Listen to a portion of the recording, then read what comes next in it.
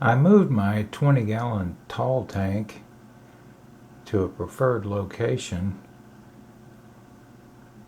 In my spare room, I have 3 tanks in this room. A 10-gallon with a bed of splendens. It's a female, and she does appear to leave adult cherry shrimp alone, but I fear that she would devour shrimplets, so I'm careful to remove females from that tank once I'm able to sex them and before they berry up. I also have a 29-gallon breeder tank with platinum Medaka rice fish, which I recently acquired.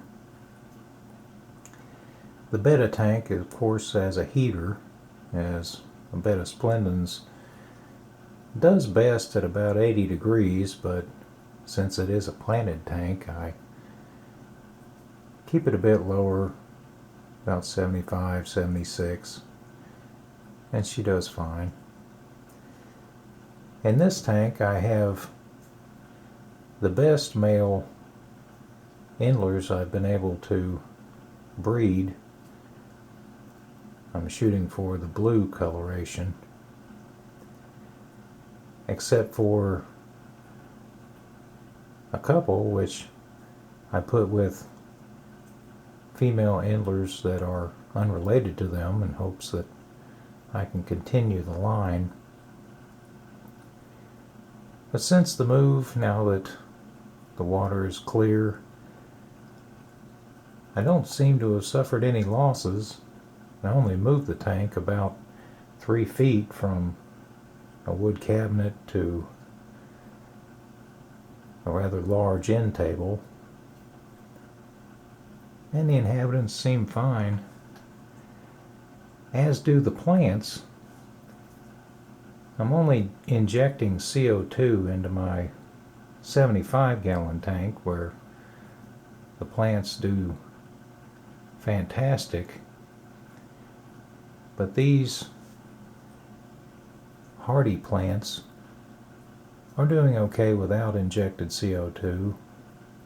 Anacharis is a very hardy species. It tends to float. I've tried sticking the bottom of the plant into the substrate, but it merely rots away until it breaks free and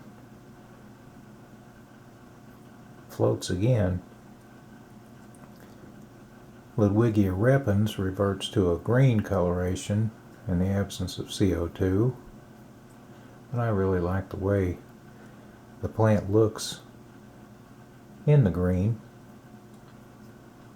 And Rotala rotundifolia is another very easy plant.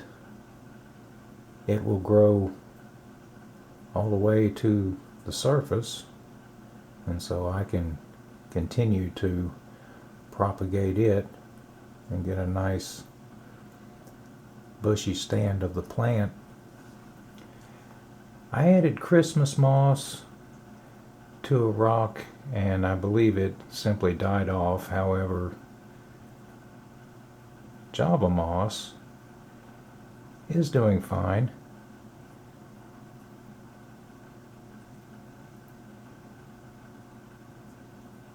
Male Endlers might devour some shrimplets, but there are plenty of hiding spots in the tank, and the shrimp colony does just fine.